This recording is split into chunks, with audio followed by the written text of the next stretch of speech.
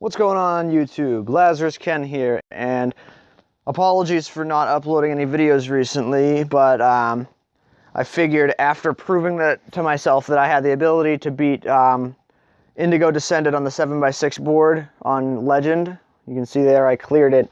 I won't lie, I did revive a few times because I'd never done the dungeon before, but I just did a run a little while ago that I only had to revive once, and it was on about halfway through when we fought a monster called Archdemon, or Surging Archdemon Belial.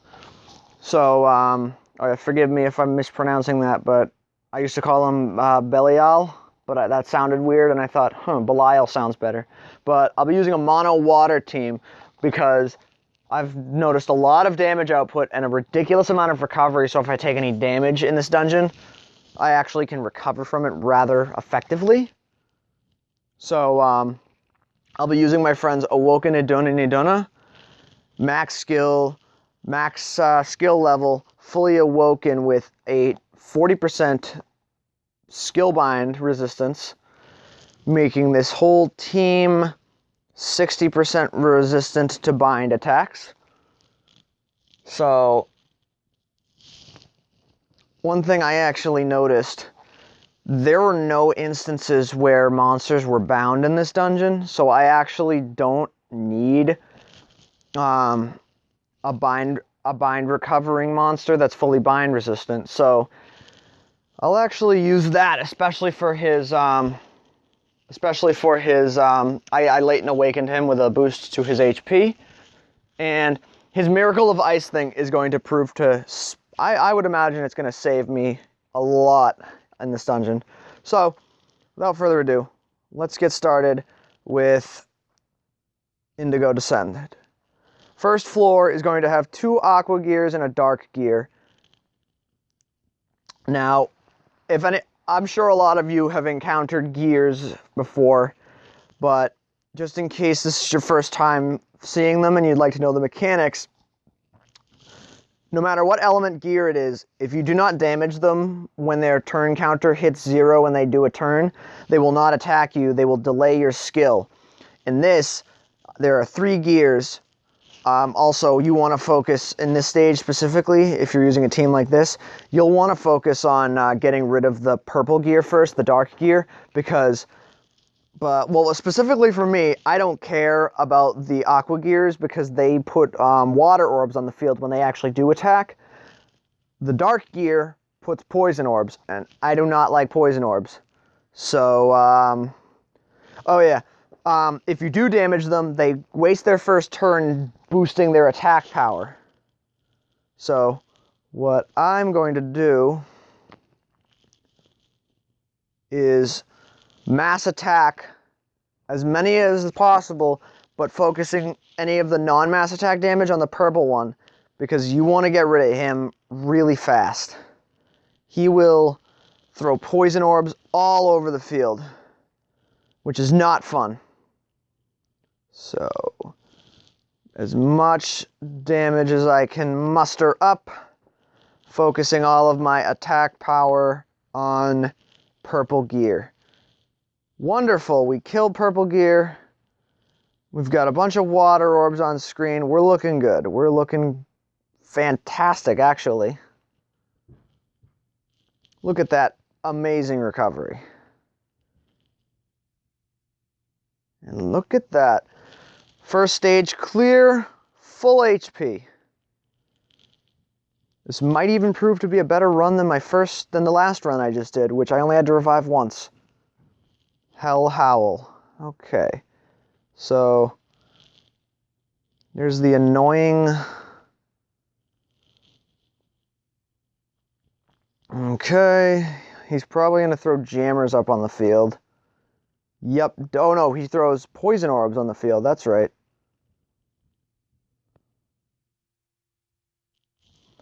We'll take that poison damage. We'll be fine. Trinity Fang. Oh no, we're not going to be fine. Not at all.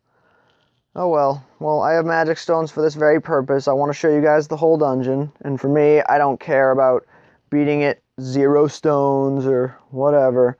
I just want to show you guys the monster, and If you guys are gonna do the dungeon, you'll figure out your own way to do it 0 stone. But for me, as long as I can beat the dungeon, I already have 2 indigos. I got one on the last run and the run before. This is my 4th run today. As long as I can beat this dungeon and get it on video and show you guys, that's all I care about. I want you guys to be able to maybe even learn from my mistakes, because I'm not particularly interested in playing for glory. I'm more interested in being a collector. I'm hoping we can get her under 50 without killing her, because if you get her under 50 without killing her, she's gonna, here we go, water evocation. That's what we're looking for. We're looking for the increased drop in water orbs. Ooh, nice, lots of healing. That's good.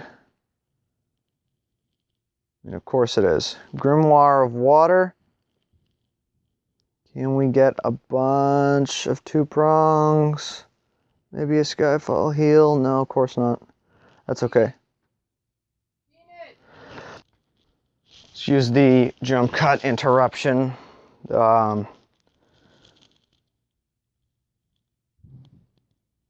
We will use Miracle of Ice. Yeah, that's every time I try to record, someone in my house is like, hey, let's talk to him, and screw up the recording. But yeah, I have no doubt that the microphone caught my mom screaming at me for no reason. But all right, here's the stage. Surging Archdemon Belial. There we go. Get the 2 prong in there. Oh, we also resisted the skill bind, which is great. One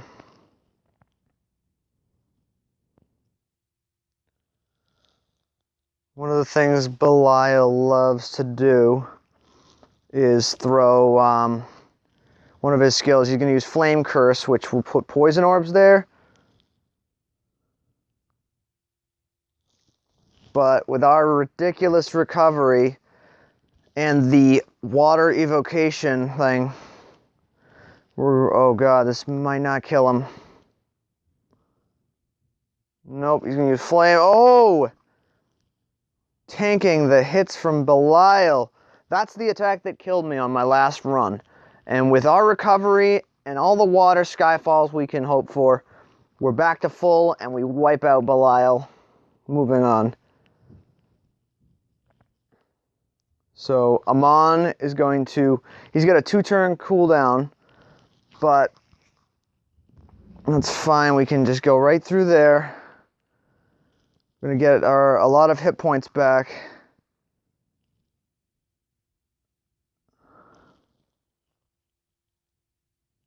We didn't get those heal orbs, but he's going to use Super Devil Hook, which will turn orbs into jammers, which jammers are really freaking annoying.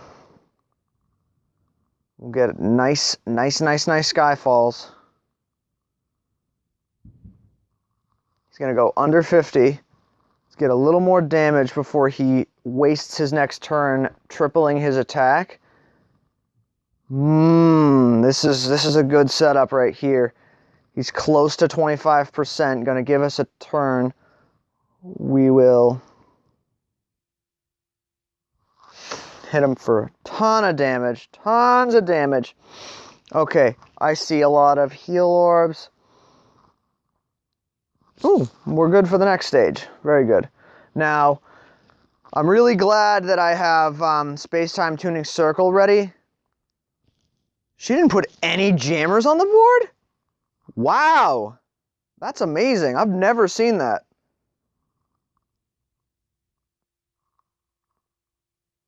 Ooh, I missed that one poison orb, but that's fine. No worries. So, this will deal a ton of damage to her. Purple Soul Shield. She's going to reduce damage for a while. I'll actually use this to do shit like that. So that's going to hit there, freezing wind, make all that poison orb shit right there. Do that. Look at that. We can even get rid of that ugly poison orb. And this poison orb just does not want to go anywhere. Maybe she'll do another one and I can, come on, freezing wind. Oh no, ice needle. Okay, yeah, that's what ice needle does. She throws a shit ton of water orbs on screen, which is great for this team. 30% damage reduction. She's gonna hit us there. Use another ice needle.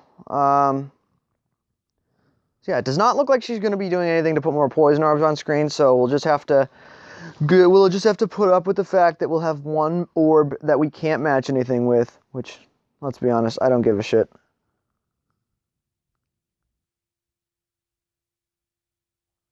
Oh yeah, plenty of water damage, especially with all the skyfalls we're getting.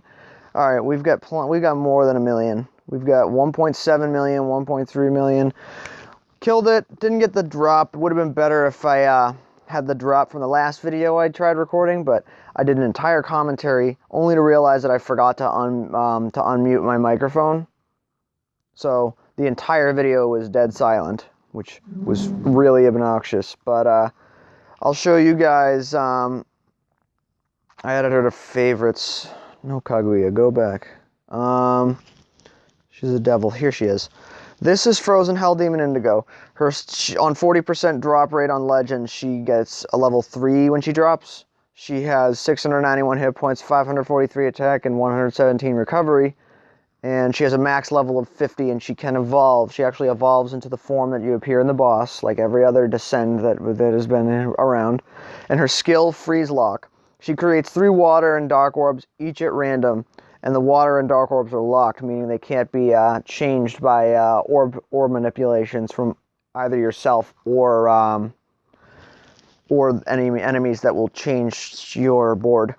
And then her leader skill, Hailstone of Refusal, 3 times attack for devil type, and damage is reduced from non-fire attribute enemies. So as long as you're being attacked by enemies that are not fire attribute, you get, I believe it's a 30% damage reduction.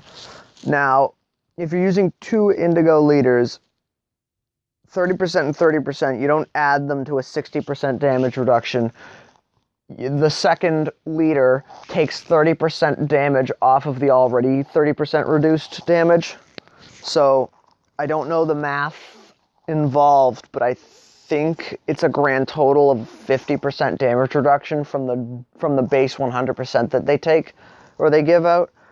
If anyone knows the math and can lend me a hand in figuring that out, that'd be pretty awesome.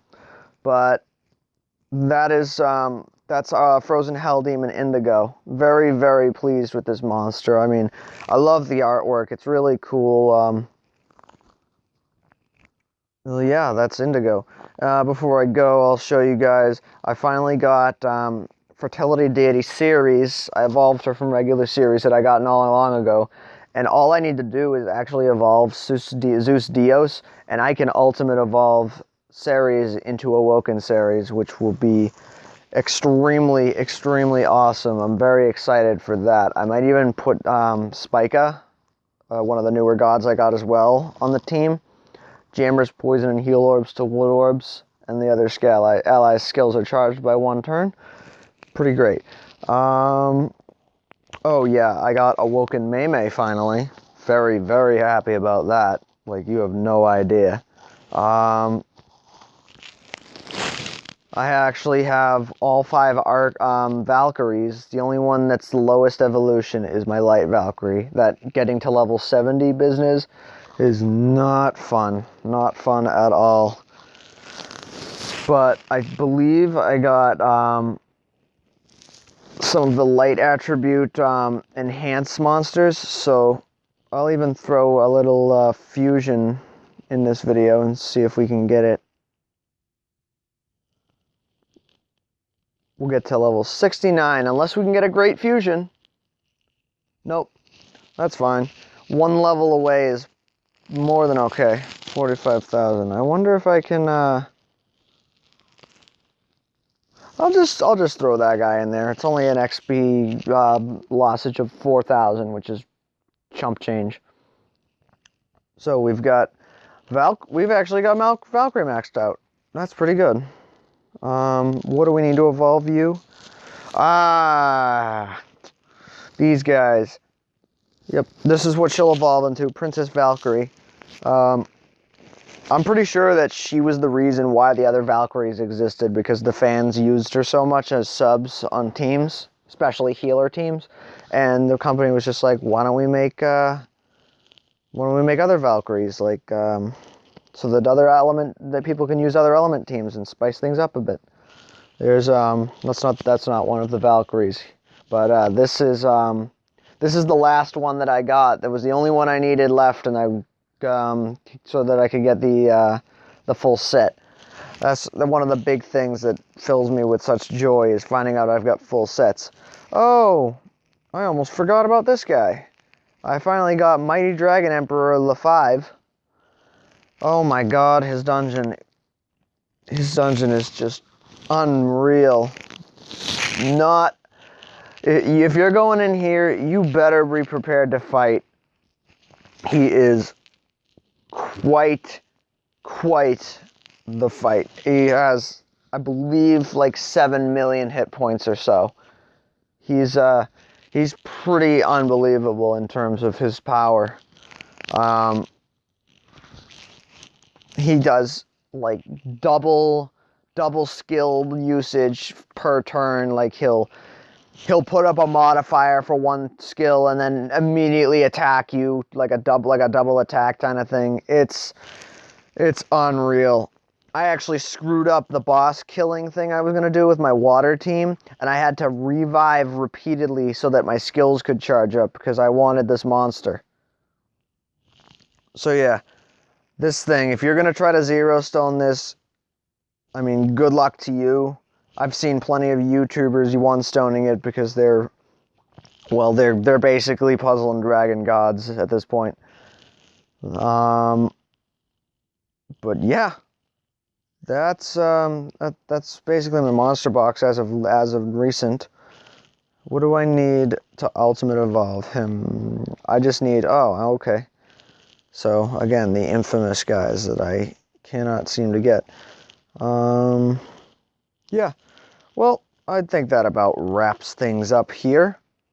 Again, sorry for the long wait in videos, but I mean, those maybe like 30 people that even brush past my videos, I don't know, I'm just starting out, so I'm sure I'll get better at this. But yeah, that was Indigo Descended, and some of my featured monsters and such. But yeah, I'll catch you guys on the next video. Lazarus Ken out.